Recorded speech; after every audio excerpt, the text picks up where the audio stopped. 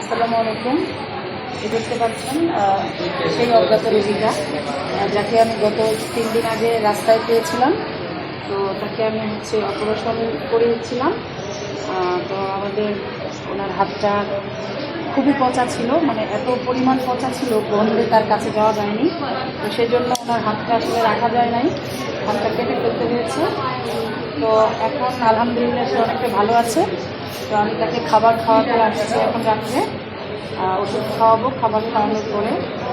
তো আসলে সবসময় আসতে পারি না, যখন ডিউটি থাকে তখন না না খাইতে হবে, পছন্দ লাগে আমি খাইছি না না ওষুধ খেতে হবে, ওষুধ খাবো আর খাচ্ছি না আমি খাইছি পানি খান।